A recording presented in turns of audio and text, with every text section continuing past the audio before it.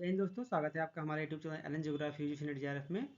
Friends, हम लोग पढ़ रहे हैं जियोमॉर्फोलॉजी, और जियोमॉर्फोलॉजी में हमने जो टॉपिक स्टार्ट किया था वो था आपका मॉर्फोमेट्री ऑफ रिवर बेसिन, यानी जो आपका नदी जलग्रहण क्षेत्र होता है, जो नदी का अधिग्रहण पूरा क्षेत्र होता है, उसका पूरा हमने क्या किया था, मॉर्फोमेट्रिक एनालिसिस जो की जाती है, जो गणितीय विधि से, जिसमें हमने बात किया था जो है इसके पहले वाले वीडियो में, उसके विभिन्न पहलुओं पर, उसी में कुछ पहलू आपके शेष रह गए थे, तो उसी को हम लोग आज क्या करने वाले हैं, आगे डिस्कस करने वाले हैं।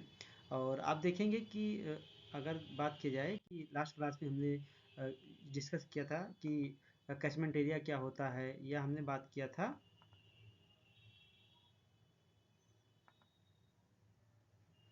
ड्रेनेज डेंसिटी क्या होती है, ड्रेनेज फ्रीक्वेंसी क्या होती है, टेक्सचर और डाइसेक्शन इंडेक्स तक हम लोगों ने क्या किया था, चर्चा किया था।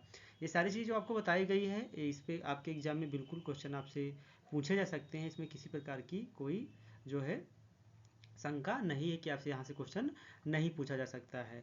और इसी का हम एक एग्जांपल लेकर आए हैं कि ये इस जो आपका दिसंबर 2023 में पेपर हुआ है, उसमें एक क्वेश्चन आपका इसी से रिलेटेड पूछा गया है। किससे रिलेटेड? ये बाइफर्केशन रेशियो से रिलेटेड। तो आज हम लोग जानेंगे कि बाइफर्केशन रेशियो क्या होता है और लेंथ रेशियो क्या होता है। यानी बाइफर्केशन रेशियो को हिंदी में बोलते हैं द्विशाखन अनुपात, जिस पे ये क्वेश्चन आपका आया हुआ है। जो 77 नंबर क्वेश्चन था आपका, इसी पे आया हुआ था। यहाँ पे थोड़ा इजी कर दिया गया था। आप इस चीज़ों को कर ले गए होंगे, लेकिन इसमें थोड़ा सा जो है क्या है कि जो लॉजिक है इसके पीछे, लॉजिक अगर आपको नहीं पता है तो उसी पे हम आज लोग डिस्कशन करने वाले हैं। इस बार बाइफर्केशन रेशियो पूछा गया है, तो हो सकता है नेक्स्ट टाइम आपसे लेंथ रेशियो पूछा जा सकता है। लेंथ रेशियो को जो हिंदी में बोलते हैं वो बोलते हैं लंबाई अनुपात। तो आज हम लोग द्विशाखन अनुपात और लंबाई अनुपात के बारे में चर्चा करने वाले हैं। तो चलिए हम लोग क्या है कि इसको देखते हैं। जो आपका बाइफर्केशन रेशियो है, द्विशाखा अनुपात है, तो ये क्या है कि अगर बात की जाए तो जो रिवर है और रिवर की जो सहायक नदियाँ हैं, ठीक है, तो जितनी उसकी सहायक नदियाँ होती हैं उसका अपना एक अलग महत्व होता है, और उसी की ज्यामितीय विधि हम ज्यामितीय विधि से, यानी ज्योमेट्रिकल जो है मेथड से हम उसकी स्टडी जो करते हैं, वही आपका होता है मॉर्फोमेट्री ऑफ ड्रेनेज बेसिन। तो जो बाइफर्केशन रेशियो जो निकाला जाता है, उसके पीछे का जो लॉजिक है वो ये है कि हम यहाँ पर एक फिगर ड्रा करते हैं और आपको बताने का प्रयास करेंगे कि ये मान लीजिए हमने यहाँ ड्रा किया था, लेकिन हम यहाँ पर आपके सामने ड्रा करके इसको देखते हैं कि इस पर जो ज्योग्राफर काम किए हैं उनका नाम था स्ट्रॉलर, श्रीव, बहुत सारे लोगों ने काम किया था। लेकिन जो हम लोग मेथड यूज करते हैं इसके पीछे की बाइफर्केशन रेशियो के निकालने की, वो यूज करते हैं स्ट्रॉलर मेथड। तो ये भी आप लोग एग्जाम में आपसे पूछा जा सकता है, तो आप लोग याद रखिए। उनके मेथड को जो है जो यूज किया था उन्होंने सेगमेंट मेथड यूज किया था। और उसमें क्या किया था कि ये आपका जो लॉजिक बताया जा रहा है कि कैसे किया जाता है, ये आपके एग्जाम में नहीं आएगा, बस ये फार्मूला आपको याद रहेगा, तो इसी से आपके एग्जाम में क्वेश्चन सॉल्व हो जाएगा। तो इन्होंने क्या किया था कि मान लीजिए ये कोई मुख्य नदी है, ठीक है, और इसकी सहायक नदियाँ हो गई कुछ, हम इसी पे चर्चा कर लेते हैं इतने पे। तो इन्होंने क्या कहा था कि जो इन्होंने ये बताया था कि जो सहायक नदियाँ होती हैं, यानी ट्रिब्यूटरी होती हैं, उसकी इन्होंने ऑर्डरिंग की थी, जिसको बोलते हैं स्ट्रीम ऑर्डरिंग, ठीक है। क्या बोलते हैं? स्ट्रीम ऑर्डरिंग बोलते हैं। और उन्होंने ऑर्डरिंग इस प्रकार की थी कि जो सहायक सबसे एक सहायक नदी होती है, ठीक है, और एक मुख्य नदी होती है। सहायक की जो सहायक होती हैं उसको उप सहायक बोलते हैं, ठीक है। तो इन्होंने बताया था कि जितनी भी जो है ट्रिब्यूटरी रहती हैं उनको इन्होंने आर्डर दिया नदियों का, ठीक है, और उसको आर्डर दिया एक। जैसे इस नदी में देखेंगे कि यहाँ से आप देखेंगे कि ये भी सहायक नदी लग रही है आपको, ये भी सहायक नदी लग रही है, ये सहायक नदी लग रही है, ये भी छोटी सी सहायक नदी लग रही है, ये भी सहायक नदी लग रही है। तो जितनी सहायक नदियाँ हैं उसको उन्होंने क्या आर्डर दे दिया? एक दे दिया। इसको हम ऑर्डर क्या दे देंगे? एक दे देंगे, एक दे देंगे और एक दे देंगे। फिर इन्होंने क्या बताया कि जब दो एक और प्लस एक इस प्रकार से नदियाँ मिलेंगी, तो जो उसका ऑर्डर हो जाएगा वो क्या हो जाएगा? दो हो जाएगा। उसका ऑर्डर क्या हो जाएगा? बढ़ जाएगा। और तो अब आप देखेंगे कि ये रिवर यहाँ से आ रही है, ये रिवर यहाँ से आ रही है, यहाँ पर ये मिल गई ना, ये नोड पे मिल गई। इसके बाद ये आगे बढ़ गई नदी। जब ये नदी आगे बढ़ गई तो एक और एक दो मिल गई, तो यहाँ से यहाँ तक की, मिलने से पहले तक की इस रिवर को जो ऑर्डर देंगे वो कितना दे देंगे? दो। क्यों दो देंगे? क्योंकि इन्होंने बोला था कि अगर दो सिमिलर ऑर्डर की नदियाँ मिलती हैं तो उसका ऑर्डर क्या हो जाएगा? चेंज हो जाएगा, उसका ऑर्डर बदल जाएगा, ठीक है। और यहाँ पर भी देख सकते हैं कि यहाँ पर ऑर्डर नंबर 1 की रिवर आ रही है, दूसरा ऑर्डर नंबर 1 की रिवर आ रही है, तो यहाँ पर मिल गई। मिलने के बाद यहाँ से यहाँ तक का जो ऑर्डर बनेगा वो इनका क्या बनेगा, ऑर्डर नंबर 2 बनेगा। ठीक है। फिर इन्होंने क्या कहा था, इसको आप 2 समझिएगा। फिर इन्होंने क्या कहा था कि यदि अब भाई 2 ऑर्डर की नदी खत्म हो गई, अब तीसरी ऑर्डर की नदी स्टार्ट होगी। तो इन्होंने ये बताया था कि अगर कहीं पर ऑर्डर नंबर 1 की नदी डायरेक्ट ऑर्डर नंबर 2 की नदी से मिल जाती है, तो जो इसका ऑर्डर होगा वो हमेशा बड़ा ही होगा, यानी 2 और 1 3 नहीं होगा, बल्कि क्या होगा, 2 ही होगा। अगर कहीं पर 2 ऑर्डर की नदियाँ समान मिलती हैं तभी उसका नंबर बढ़ेगा, वरना उनका नंबर नहीं बढ़ेगा। जैसे मान लीजिए ऑर्डर नंबर 2 और 2 की नदियाँ मिल गई तो वो बन जाएगा कितना, 3 बन जाएगा। ऐसे अगर कहीं पर 3 और प्लस 2 बन जाएगा तो कितना बनेगा, 3 बन जाएगा। अगर कहीं 3 और 3 बनता है तो 4 बन जाएगा। अगर कहीं पर 5 और 5 बनता है तो 6।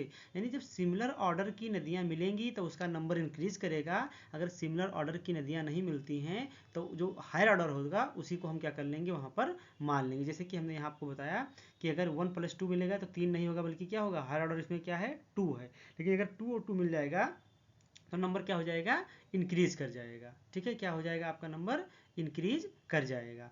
तो अब आगे देखिए, हमने क्या देखा कि यहाँ से यहाँ तक ये नदी, ये वाला जो क्रम है कितना हो गया, 2। अब ये नदी यहाँ से देखो, ये नदी यहाँ से आगे चली, यहाँ आके रुकी। ठीक है। अब यहाँ पर देखो किस ऑर्डर की नदी मिल रही है। यहाँ पर जब आप देखेंगे जो ऑर्डर की नदी, पहले यहाँ इसको हम देख लेते हैं, इस वाले साइड को हमने 1 1 देखा, 2 मिला। अब यहाँ से 2 नंबर की नदी चल रही है ना, यहाँ पर 1 से आकर मिल गई। तो इसके बाद जो नदी बनेगी, यानी 2 और 1, इसको क्या नाम दे देंगे, इस वाली नदी को 2 नाम दे देंगे। अभी आगे चली, यहाँ मिल गई। ठीक है, 2 नंबर वाली नदी।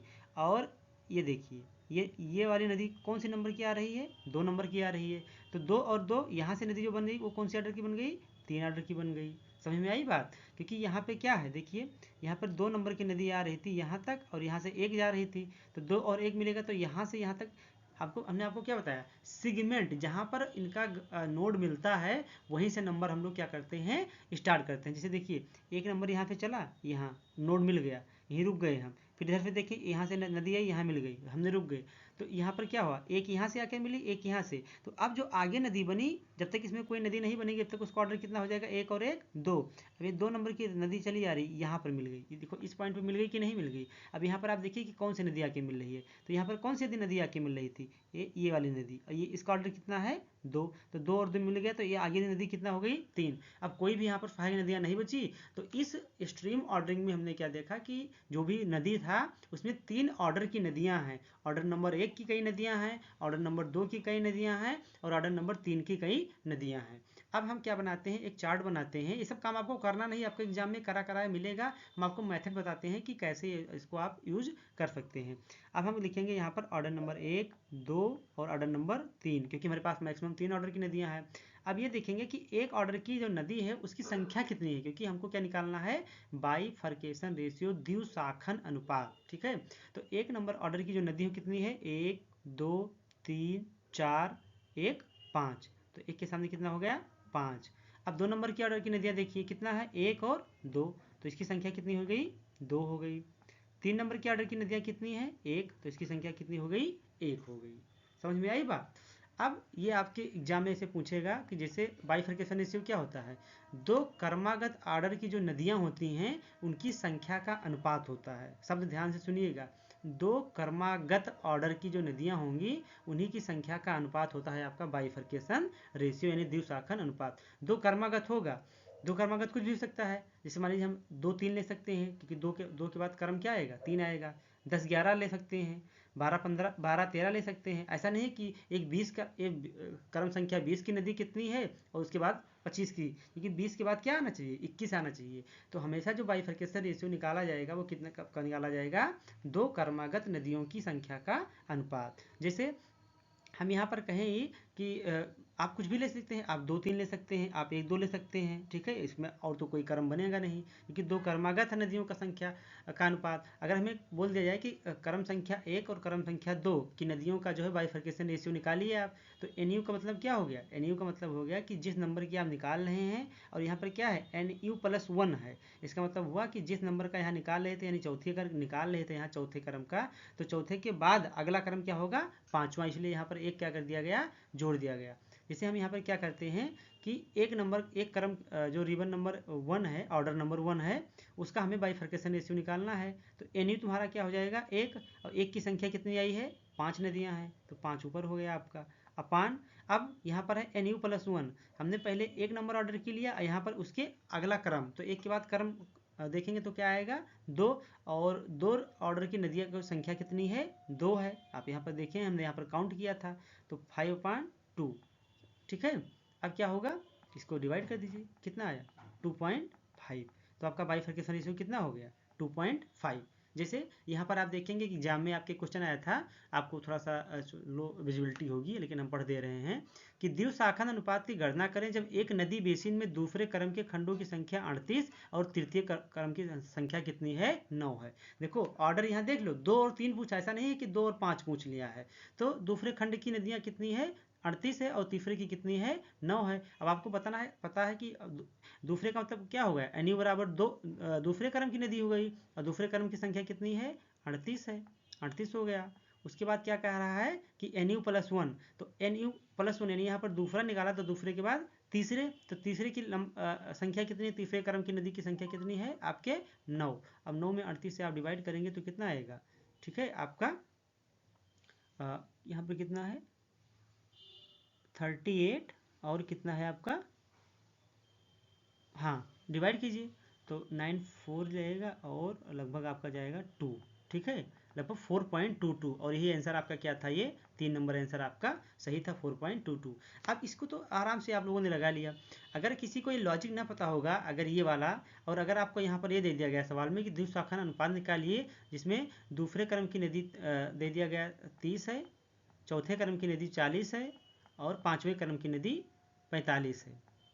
तो अब आप सोचेंगे कैसे लगेगा ये, तो आपको हमेशा याद रखना है कि बाइफर्केशन रेशियो क्या होता है, दो क्रमागत नदियों की संख्या का अनुपात होता है। तो यहाँ पर क्रमागत क्या है, 30 के बाद यहाँ 45 आया, 45 के बाद 46 मान लीजिए आया है, तो 45 46 क्रमागत है ना, तो आप 45 और 46 पे जो संख्या दी रहेगी वही आप उसको चूज करेंगे। मान लीजिए बोला कि जो 30 नंबर की नदी है उसकी संख्या है 100, और 45 क्रम की नदी है उसकी संख्या है 150, ठीक है, और जो 46 की है उसकी संख्या है 10। तो आप क्या करेंगे 45 और 46 का रेशियो निकाल देंगे, क्योंकि ये क्रमागत होता है बाइफर्केशन रेशियो। तो आई होप आप लोग समझ गए होंगे इस फार्मूले के आधार पे ये एन यू क्या होता है, जिस क्रम की आपको जिस ऑर्डर की रिवर की जो है आपको संख्या निकालनी है वो लेंगे, उसके बाद जैसे आपने चौथा लिया तो ये उसके एक अगला स्टेप हो जाएगा, चौथे के बाद पांचवें रिवर का जितनी संख्या दी जाएगी उतना आपको क्या करना पड़ेगा, लेना पड़ेगा। आपके एग्जाम में हमेशा इसी प्रकार से सवाल आएगा, ये आपके एग्जाम में नहीं आएगा। हाँ कभी कभी पूछा जा सकता है कि स्टॉलर के द्वारा कि जब दो सेम ऑर्डर की नदियाँ मिलती हैं तो क्या क्रम उनका बढ़ता है, तो बिल्कुल बढ़ता है। अगर सेम ऑर्डर की नदियाँ नहीं मिलती हैं आपस में, जैसे 1+2 का मिल गया, तो इसका ऑर्डर नहीं बढ़ा बल्कि कितना हो गया, वही जो आपका हाई ऑर्डर था वही आपका ऑर्डर रह गया, ठीक है। तो ये हो गया आपका क्या हो गया बाइफर्केशन रेशियो। अब हम बात करेंगे इसके बाद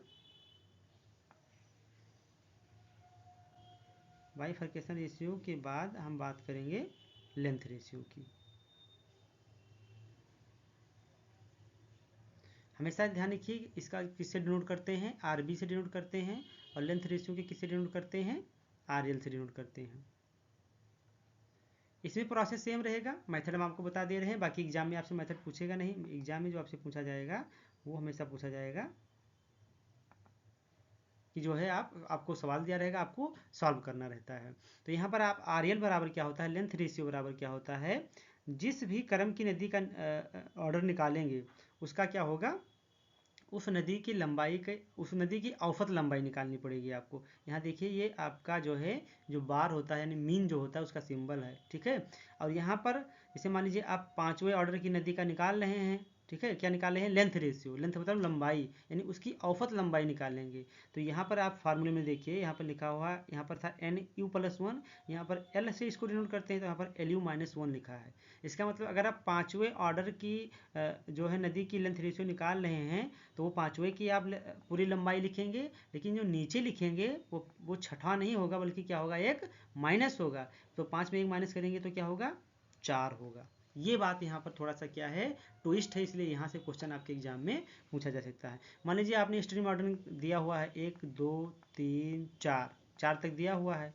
अब एक में देखा गया कि 10 नदी है, 2 में देखा गया 8 नदी है, 3 में देखा गया 7 नदी है, 4 में देखा गया, जो नदियों की संख्या हमने गिना था ना, जैसे हमने एक एक की पहले गिन लिया कितनी है, 2 की भी हमने गिन लिया, तो आपको प्रोसेस पता चल गया। अब आप जो है केवल ऐसे निकालेंगे।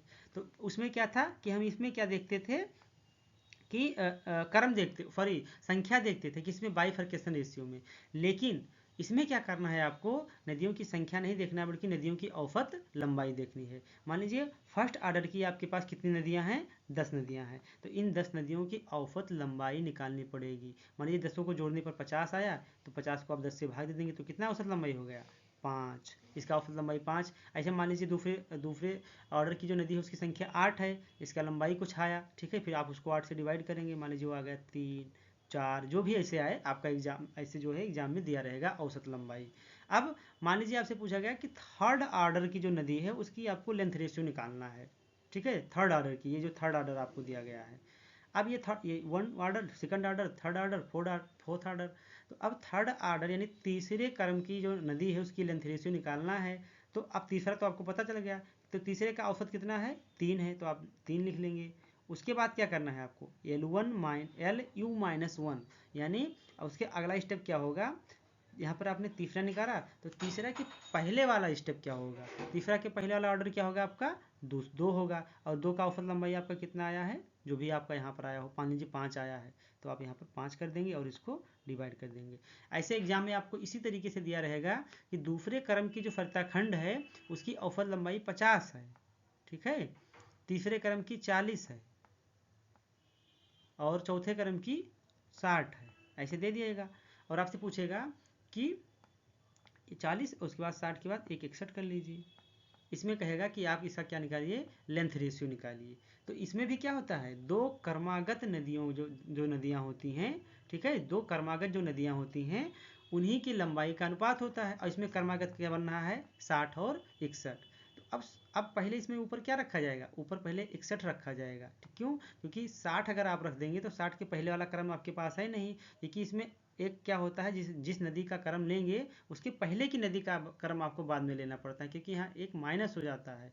तो यहाँ पर आप क्या ले लेंगे, 61 वाले का ले लेंगे जितना लंबाई रहेगी। अब 61 के पहले 60 आएगा तो नीचे 60 वाली का ले लेंगे।